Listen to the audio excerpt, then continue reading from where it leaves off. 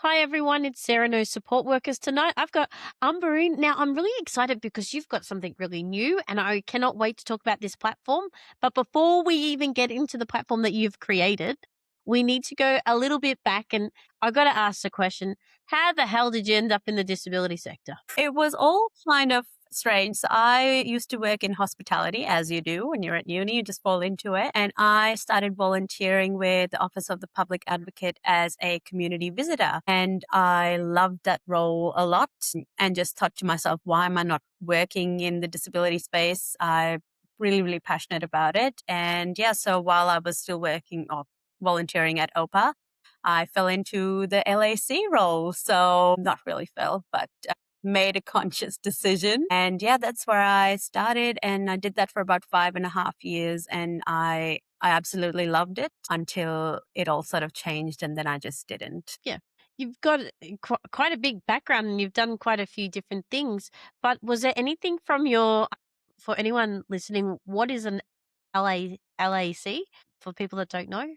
Could you Yeah, give so them a it's bit more a local information? area coordinator. And back when I started in 2018, the local area coordinators were planning and building NDIS plans for participants. So a lot of information gathering, talking with the NDIA delegates, and yeah, really talking through the plans and what the funding was, and then supporting people to implement those plans and spend that funding. In the last, I'd say, 3 years or so, that's changed quite a bit for LACs where the caseloads are much higher and they're not planning, they're more so just sort of rerouting people from one queue to another, doing a lot of admin kind of stuff. So it wasn't as fulfilling, or I didn't really feel like I was supporting people in a really proper way anymore. So you've done LAC, and you've also been a BDM as well. What is one of the biggest lessons you have learned? Why in this space?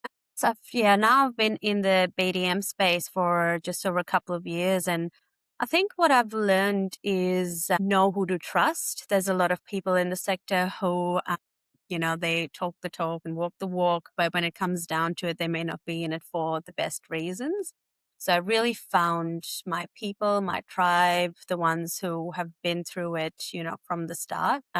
And it's really broadened my horizons and I've learned from them. We've grown together and I feel really blessed to be, yeah, part of a community and a sector where people just, yeah, go off each other, learn with each other and support each other. Look, I agree. You know, one of the hardest thing is when you're trying to find your tribe. So Oh, be it sure. is how do you filter? Like I found that part really hard because you're right. What people say and what they do can sometimes be really different.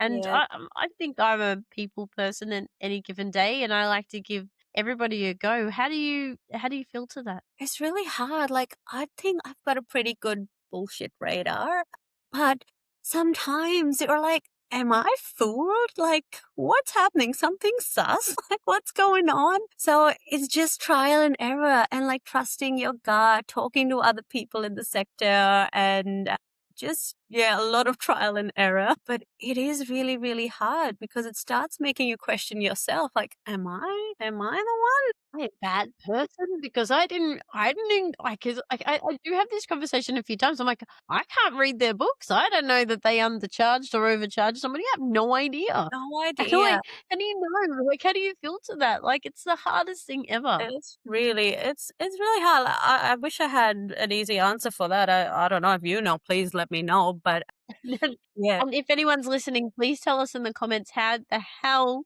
do you filter it out? Because it is I feel like I'm kissing frogs. Like, I do as well. when There's a few princes in there, but it's a lot of frogs, and like eventually you're like, maybe I should stop kissing altogether. I don't know. So, besides all that in between, right, you do have a background in advocacy because of the time that you spent volunteering. Yes, With the what, in your opinion, makes a really good advocate? listening, listen to people, listen to what they need and what they want. Obviously, there's a lot of people who may not be able to convey that, but just try to see what they're looking for, what they're wanting, and take their wishes into account, because there's nothing worse than advocating for someone, but they're not wanting what you're advocating for. And I saw that a lot when I was in LAC, where, participants would come and they would have their specific goals that they would want in their plans. And then the goals that the NDIA would want to put in for them sometimes were different. They'd want to throw in an employment goal just to meet their targets as KPIs of employment. And the participants like, I don't want to work. Why are you doing this? So yeah, it was really challenging, and having to be that advocate for the participant, even in the LAC role, it really showed me that you just have to listen to the person. It may be well and good what it says in a report or what someone else is saying, but at the end of the day, it's that person, their lives, their goals. Every role that you've had, like in between, an LAC to being a BDM to the business that you run now, do you consider yourself like a builder? Because a lot of the roles that you're doing is either you're building somebody's confidence through NDIS plans, or being a BDM, you're building a business. And then now, you being an entrepreneur that you are, you're building your own. Have you always saw I yourself mean, as a builder? I never thought I'd be a trainee, but I mean, some kind of builder. Yeah, I mean, there you go. I think you've hit the nail on the head. Yeah, like, as an LAC, building plans, building capacity in the BD space, a lot of building connections, building up businesses, and now, yeah, building SIL Match. And yeah, I like that. I like that, Sarah. I've learned something You about can have myself that. today. Like, I feel like, to be honest, careers have patterns, and Yeah. there's certain skill sets that you have in certain careers. And when I was doing my research for tonight's show, the Yeah. podcast, I saw yours and went, "Oh, you're Mm. a bit of a builder. Like, you like to build people up and build connections around them to ensure that they are living their best ordinary life." No, I like that. I mean, I haven't seen, I mean, it's hard to see the pattern when you're in it yourself, but no, I quite like that. Look, I'm never gonna build a house or anything like that, but I like To being a build the builder in business. that sense. Yeah, I'm building a business. I'm building up the people around me, building communities, all of that. So no, I like that. Thank you. Hmm. That's all right. You can have that one for the bank.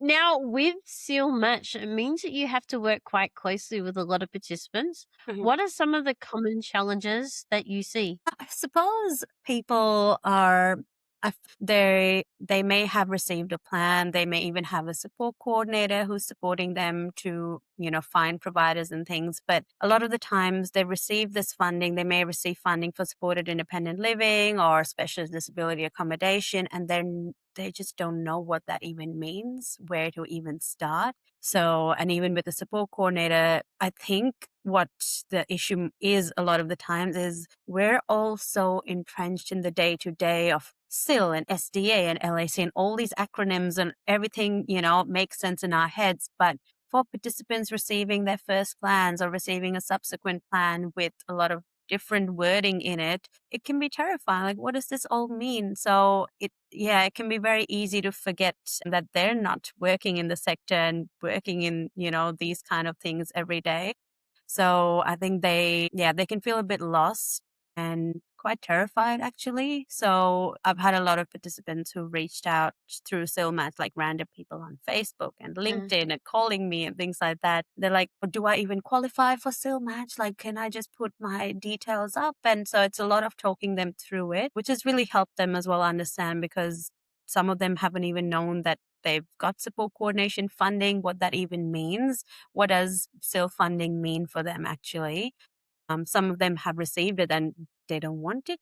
Uh, so, yeah, it's just a lot of supporting people to understand what it actually means, how SIL Match can actually help them to connect with providers, connect with other participants who have similar funding as well. Yeah. So, with all your experience, you would have been able to read some people's plans and go, "Well, back in my day, I wrote them better." But Yes, like, it's always. really hard. Like, it's because not the plans. To be fair, I don't think you can ever get a plan 110% right. I think we all do a very good job to get close to it. Yeah. When you're reading these plans and you're assisting people in SEAL Match, have you noticed any changes besides the obvious of us all being cut? Yeah, look, there's a lot of changes like within the NDIA. There's always changes with how plans look. The basics are always their participants' details, their goals, things like that, and then the funding itself. The way it's all laid out has changed dramatically over the last few years. I think they tried to simplify it, but in doing that, they've complicated it a little bit. Just the way that it's all laid out, you get essentially this booklet of like 10 pages with all your information in there. And it can be really, really overwhelming. Again, and funding cuts and funding periods, it's all quite complicated for participants to navigate all of that. And I get it when you get a massive plan handed to you and it's got your SIL and your support coordination, capacity building and core and assistive technology and all these terms that are, go way over your head. It can be a lot. So yeah, it can be pretty challenging for participants and their families that once they do get funding, it's a bit of a yay moment, but also ooh, what do I do now? This is all a bit too much. So that bit hasn't really changed in LAC days back when our caseloads were not as high. We were actually able to then sit down with participants and implement their plans and help them understand what it all meant.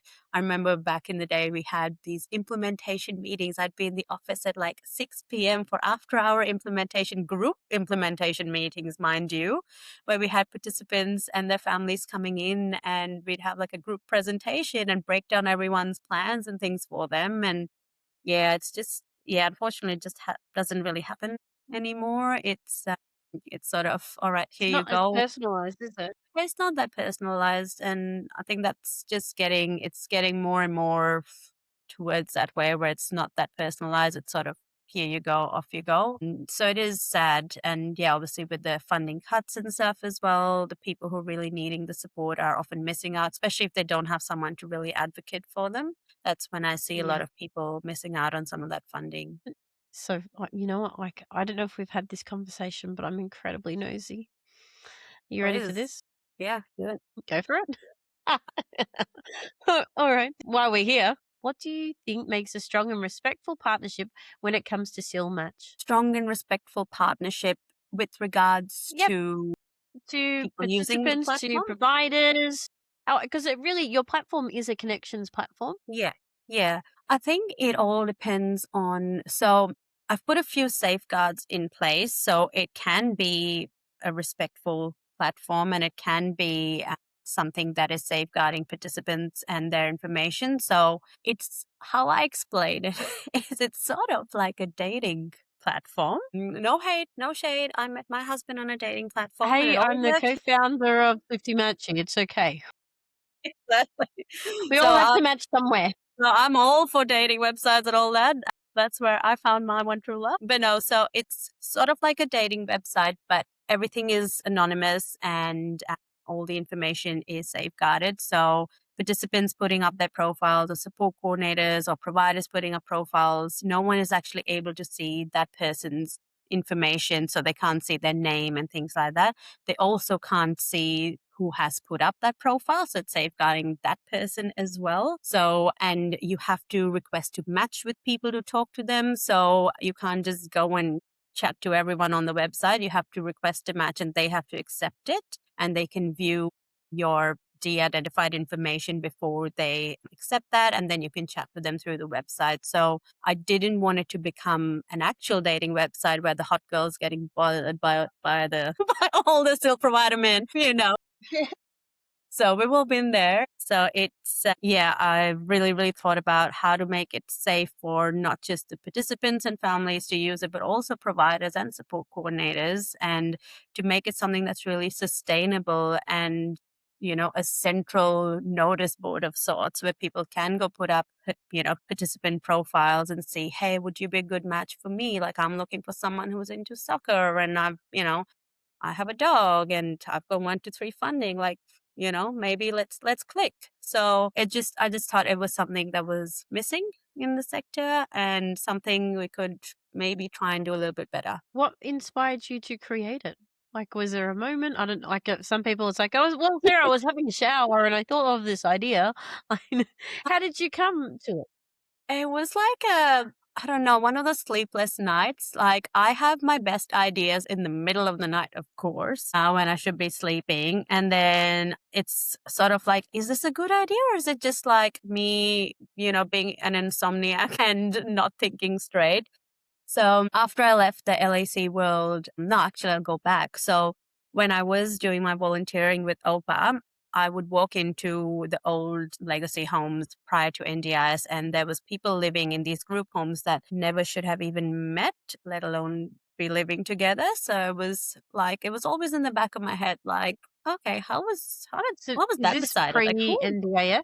Yeah, pre Is NDIS. this Yep. Alright, and you're from Melbourne too, so I know exactly what you're talking about. Yeah.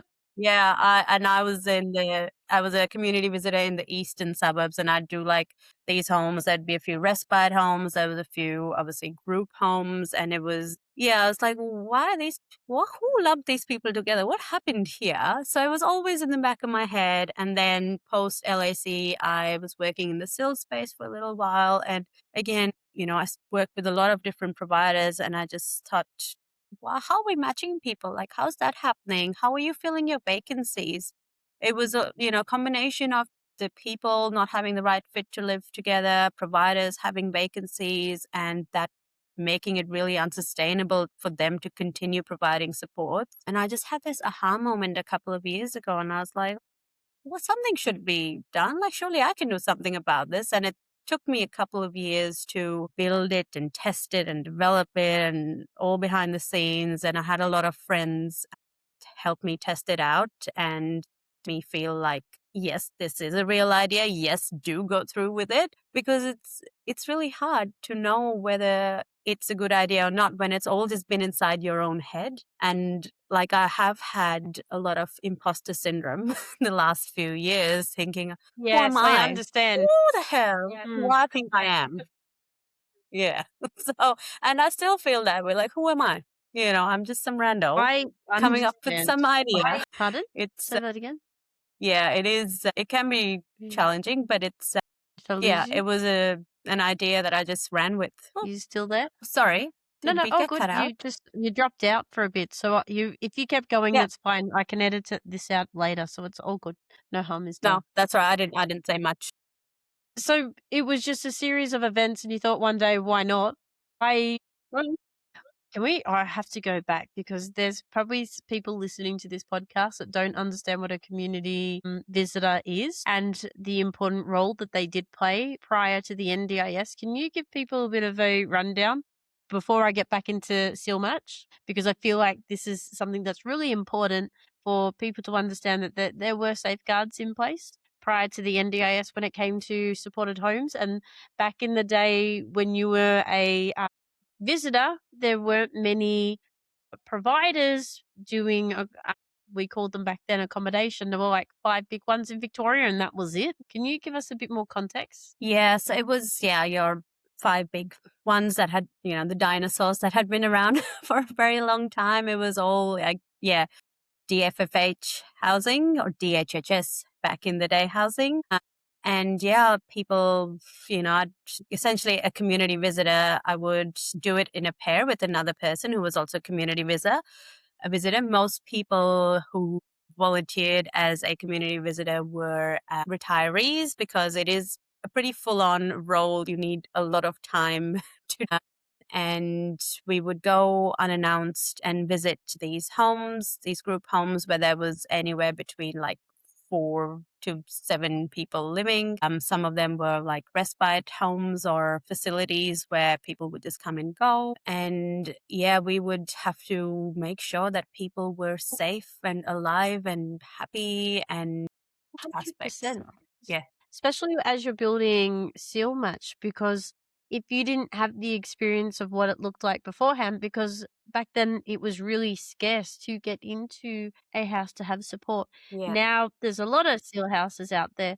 So you're probably like with the experience, you get to benchmark what a good supported living looks like. Yeah, and look, I've seen it. I've seen some amazing providers who've they really set that benchmark of what good supported independent living should look like. And a lot of them do it really well, where they're like, in 10 years, we don't want to be doing this for you. We want you to be living independently. And I've seen that happen with such success. So there are some providers who are doing a fantastic job out there and really, really being considerate about who they support, how they support them, matching people, making sure it's not just the people that are the right fit for each other, but also you as a provider are a good fit for that person and not just saying yes to anyone that knocks on your door. So I think there's some amazing, amazing providers with some wonderful stuff. So it's really, really heartening to see that amidst all the chaos and the negativity and the fraud, this fraud, that in the sector, when you see what SIL does for people and the positive change it can bring about in people's lives, like that's what keeps me going in the sector. That's what made me create SIL Match, because I want to see more of that positivity. I want to see more positive matches and good news stories. There's not a lot of that happening. I know, and it's really disheartening because, like, you used to be really proud to be like, "And I am an NDIS provider." Mhm. Now it's like, I don't want to tell anyone. Like, I've got friends that are in the sector, like, I think I'm overpaying my staff and undercharging my participants because I am so terrified of fraud. Yeah. It's insane. It's insane, and I don't know That's what how it it's been. is. It's like because you want to have a business in the sector or make a profit, that's seen as a negative thing. Like, there's negative connotations around being a business owner in the sector. It's like, well, how is it different to other sectors where everyone's trying to survive? This is our skill set. We're really good at this. So, yeah, I think people see it in a negative way that shouldn't be profiting. And obviously, not, there's barely a profit margin there, let's be honest. But whatever is there, you don't want to talk about it. Like, let's not talk Yeah, about but I don't like I was talking to somebody the other day, I was like, "I actually don't know anyone with a Lamborghini."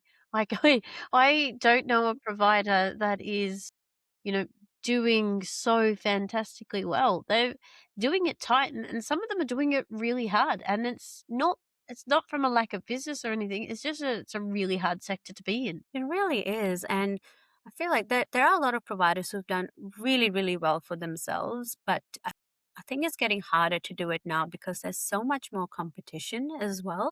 The choice and control has really blown up in a way. So it is hard if you're a newer provider or if you're, working in the sector and decide to do something different. Like it's really, really hard to be as successful as it maybe may have been, say, pre-COVID, where there wasn't as many providers. So you kind of got what you got when you were out there picking. Now Yeah. there's places like Canberra where, there's what, 1.6 participants per provider or something. Like it's ridiculous. So the Yeah. ratios of participants to providers in certain areas is, yeah, it's really skewed. And so it's hard. It's hard to make a living. Does SEAL Match get affected by the platform changes and how it's going to be registered? No, because I don't charge You don't participants. take an NDIS No, line? there's Yeah. no NDIS participants or support coordinators being charged. So, and I was never that was never the plan to charge participants and providers. Participants are on a DSP. Support coordinators barely make anything. Like it just made no sense. And I wanted to make it so it's accessible for everyone. And the only people that I'm charging are still providers. So there's no line items that are really being utilized. So it's not your typical, platform provider. It is a bit of a different one, bit of a fun fun little platform. So yeah. So when somebody, just say a person with a disability wants to be on your platform, is it easy to create a profile? And how much information do I have to give over? Well, it's pretty easy. So I made it so that participants and their families can set up their own profile. So I have had participants set up their own profiles and actually say that it was quite easy to do it. So that was my whole focus. That's why it's taken me 2 years to do it, because I tested the crap out of the website from every angle that I Yeah. could. And I want it to be Why very, very working full easy. time? Sorry. So why working full time? Yeah, while working full time and Yeah, managing that my menace well of a done to toddler. you. Yeah, it's that is the hardest thing. SIL Match, working full time. Easy. Toddler? Anyway, yeah, it's really, really easy for, well, I think it is quite easy for participants. It's quite accessible. And with regards to putting in information, put in as much as you'd want. Again, it's all pretty anonymous. So none of the participants, their name, their contact details, none of that is shared with anyone. It's literally like, male 51, Croydon, or surrounds, has a dog, all that kind of stuff, and would like a low stimulus environment or wants a social environment, wants to live with other men. So it's as much information as you want to put, it just makes your profile better. And then there's an algorithm built into the back end of the website. No AI, just an algorithm where it will match you based on all of those criteria, and it'll give you a percentage and say, this profile is an 80% match, this one a 60% match. And then you can just see what works for you, what doesn't, and then choose to match with them or not. Now, do the providers, are they anonymous as well? Yes, so everyone is anonymous. So you've got your true choice and control there. So there's no favoritism or anything like that. I have very basic What? oversight. I'm not going to put some money under the table for you to choose me as a provider Well, when I, I get I all the have matches. I have had a couple of providers contact me and be like, so I saw you put up a post God. on LinkedIn. Like, how do I get that referral? It's not a referral. Like, I have very general oversight over the website. I've got a team who manages the website and the marketing stuff for me. And I wanted it to be so that I'm not getting into like, hey, who's that, and all of that. Like, obviously, when support is needed, I'm there. But this is not like a referral gold mine or anything like that. This is where you can get to meet potential people who'd be a good fit for homes and participants you're supporting. This can be a good place for support coordinators to put up profiles of participants they're supporting rather than contacting their 5 favorite SIL providers. Here you go, here's this Yeah. profile, and then finding someone who's actually They're not always the best one. Just because the support coordinator likes a certain SIL provider doesn't mean that they are the best fit for that individual. Yeah, exactly. So, and also it'll save them time as well. Instead of contacting all of these different people, the information you were going to put in that email or talk to about anyway, you just put it on SIL Match. And it's, yeah, Mm. you'll get a few different people contacting you. And then it's up to the person whether they want to engage with them or not. They can say, nah, actually, you're only a 30% match. Like, leave me alone. I don't want to talk to you. So, yeah, it's really up to the person whether they feel the other one's a good fit. And again, it's just a platform where I'm giving people just the space and the tools to be able to connect. What they do after that is up to them. Yep. Is there anything surprising so far as people are matching that you didn't see or expect? Not a lot that I didn't see or expect. There are a lot of things like I'm all about continuous improvement. So anything where I'm like, oh, actually, I didn't think about that. So I'm like literally working till like 10 o'clock every night. Like, hey guys, we need to fix this. We need to fix that. So I'm a bit of a perfectionist. So trying to do that. What I didn't expect is what I mentioned before is providers contacting me directly about referrals. It's like, Surprise. I know I shouldn't be either. I'm a bit disappointed. And then you would be, but like, I'm surprised they didn't want you to sell the data around. Well, I hope I made it clear. Hey guys, I'm not up for sale and neither is SIL Match. Everyone's information is protected and it always will be. That's, yeah. Yeah, it's my baby and it's something that I've worked very, very hard for. And like, yeah, I just want to do it right. And it's not even about the money. Like I just want this to be something that People to have, works. Like I we just want want it people to to have work. homes. Yeah.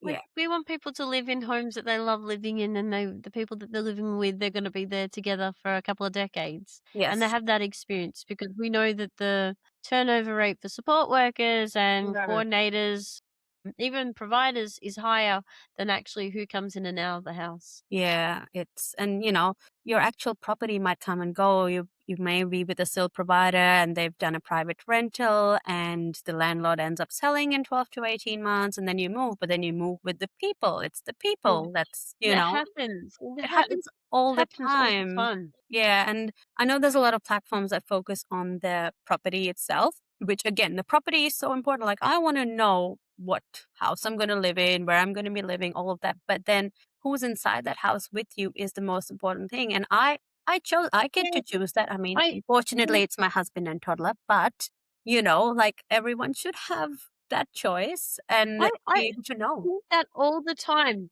I think that all the time with marketing. I'm like, "Oh, that's a nice hallway." Like, I don't like, it doesn't. Oh, you've Oh, got a wait, what laundry. do you no, excellent. My house has that too. Yeah. Like, it's just I look at it sometimes, I'm like, "Oh, look, it's a nice shell. Who lives in the shell is important. How the shell of the house is run, like, having that provider that runs it in a way that is quite ethical and towards that person, Yeah. serving their needs, Yeah. that's more important. I wanna see Like, that. I would love to see that. I would love to see marketing done where people that, say, live in the house do the tour. I yeah. don't wanna see another BDM do a tour. I No. wanna see people living in their house do a tour. I know. I Welcome don't to my you don't live home. there. Yeah, like, hey, I'm Oh, Gary. I yes. want to live with another guy who likes what I Could you like and imagine all that that? stuff. Like, Yeah. with a camera, like, they've got their phone camera and here, over here, we've got a Yeah. spare room and we're looking for somebody. That there I wanna see. Take I note. wanna see Take that in note, the space. everyone out there. Yeah. And if you are listening to this and you've done this, please tag me. I Yes. am all for it. I would be more inclined to share a house marketed like that, like, than seeing another BDM. Yeah. Sorry. Sorry No. to the BDMs out there. You I'm guys are also nice, but, BDM. like, It's all you right. don't live there. I accept your apology. That's fine. And look, On I the behalf made of BDMs. yeah. No, I think it's especially now that, you've got a lot of providers, a lot of competition. I think it's important to really focus on what's important, which is the people who are living in it. And that should have always been the focus. And I'm hoping it is for most people. But yeah, I think, yeah, just bringing it back. Who's living in that house? Who else do they want to live with? The NDIS is reducing funding, across the board, still included, where they're wanting people to live in shared accommodation. There are still people who will get that one-to-one funding, but most other people who receive SIL will likely be getting that Mm. shared accommodation model. So I think it's important to make sure you get that fit right, that match right, because, like if you get it, that's gold. Like everything is set. Yep. And everything in between, like, once it's set, it's just minor adjustments, really. You're just adjusting supports to suit. Yeah. Once it's set, you've got it in place, and that's what we want. We want Yeah. people to have stable homes. Yeah. Did you ever sorry, I'm so Mhm. off topic, but did you ever see yourself as, like, this entrepreneur that was going to build a platform for people with disabilities to be able to have choice and control over where they live? Never. It was a middle of the night random like cuckoo idea, which I was even scared to tell people about because I was like, no, they're gonna think I'm nuts. Like Really? this is silly. What kind of idea is this? Like, yeah, again, imposter syndrome is reality. But yeah, I never thought, and again, going from idea to actually putting things in place, it took me a good 6 months of thinking about it and going back and forth and being like, nah, how will I do it? And then once I Mm. decided to do it, yeah, it just sort of took off and it was a lot of back and forth. I remember the first website edit I got back from my developers, they literally made me like, they didn't understand the idea. They thought I just wanted to build a SIL provider website. So I got it back and it was just like properties and hey, we provide SIL support. So I was like, what's this? What's this? So it was a lot of going back and forth and just like, is it even worth doing this? Is no one understanding my brain right now? But yeah, now it's at the point where, yeah, the website's where I'm 99% happy with it. I don't think I'm ever going to be 100% happy with it or anything because just continuous improvement. Mm. But yeah, I never thought I'd be in this position being interviewed by Sarah from Swifty Matchy. I've gotta ask, like, I know you say, imposter syndrome. Was there anything that really kicked it into gear going, "Right, I actually have to do this now"? Was there, like, something that occurred at work or, an injustice that you're like, "Right, nah, stuff this. I'm doing it now. I'm all in." I think it was actually a chat I had with Joel Scott, who you've also interviewed. I love him, yeah. Yes, I know. You're just Joel is name one of dropping now. yeah, he's amazing. He's one of those people in my life who's been very, very supportive. and he knows the ins and outs of the SIL and SDA Mm. space and all of that. So it was a conversation I had with him very early in our relationship where it was kind of like a test. I was like, can I trust him? I'm going to tell him about this idea I've had. Like, let's see, like, if he goes and it's on the news tomorrow, let's use this. Sorry, Joel, you don't know the story, but you're going to hear about it now. Anyway, so when I told him about it, he's like, oh my gosh, that's an amazing idea. And he was very, very excited. I was like, hey, and in my brain, that legitimized it for me. It went from being this Yeah. like abstract, whatever thing in my head to actually, no, this person who's worked in the sector for so long says it's, something that would be needed. Yeah, maybe I should do that. So thanks, Joel. Joel, by the way, has lifetime membership for free. So just because he's been an absolute superstar and he's supported me through it all and been there for the testing and inception, everything. So yeah, I owe a lot to him. He does, yeah. He has definitely had an impact on this sector, Yeah. 100%. I have interviewed him before. Yeah, I So, know. I watched no, that. he's a hoot. He's He is, funny. he is. I quite like him. And I feel like a dinosaur with him, like an elder millennial sister that no one asked for. No, I do. He's an old soul, I think, and we're all like old souls. Like I feel like I'm a millennial, but I really, really want to be like non-millennial and be cool. But I think I'm just like, No, I'm just a no, millennial. we don't wanna be millennials, they do this. Like, I don't It's no. like, is it like this? Like, is this a heart? No. Yeah, I don't know. Got Whatever. no idea. For playing a I don't know. I do spend a lot of time on TikTok, but like it's the millennial side of TikTok where it's all like cooking videos and cat videos. So yeah. it's alright, I'm stuck in the lions in the Sahara. Was it the Sahara? So you're fine. Apologies, I got completely off task. What do you expect SEAL Match will look like in, say, 5, 10 years' time? Hoping? No, I know it will be like a household name in the sector where, anything where anyone is wanting to look into shared accommodation, look into the sales space, wanting to move in, a provider, support coordinator. Who knows if there will be support coordinators in 5 years? That's a different topic. But yeah, I'm hoping it'll be like a household name where, hey, I'm looking for SIL. Oh, have you tried SIL Match? And it's just, something. And it's already like I can already see it starting to happen where it's just really gaining momentum through word of mouth. Like I've got participants and providers and support coordinators who put up profiles in like 5 different states. I don't know who these people are. I've never spoken to them about it. How did you find me? I don't know. That SEO must be doing its thing. But it's just at the stage where people are talking about it and seeing that it is beneficial. It is something that's been needed in the sector. And I'm hoping in 5 years it's at the stage where, maybe I'll be hosting my own podcast and I'll be the one being like, oh, back in the day, Can I be done. started this It can teeny be done. business. Yep. So I've got really high hopes for it. I'm going to, give it my all and put everything I've got into it and get it to where I want it to be. So, have you got any, like, I know it's really early days for you. Have you got any success stories yet of people matching? I've had one actually. So we've only been around now. It's only been live for a month. So it's Yeah. like I would say like a almost success story. So I have had people match on the website. So a participant has found a SIL provider they have matched and they've now taken it off the website for next steps and all the documentation and meeting and all that. So I've just asked if they can keep me in the loop. So if it does progress, then I can share that success if they're happy with me to do that. So Fist pump. Oh, mate, well, you gotta pop the champagne. Like, we didn't do this just for the thrill of it. yeah, You did it because you wanted to see people match into homes that yeah. actually are homes for them. Yeah, no, it's like, and I can't believe it. So I'm just like, no, it's not real. I'm just gonna wait around and see what happens. But it's amazing. It's so exciting that it's happening.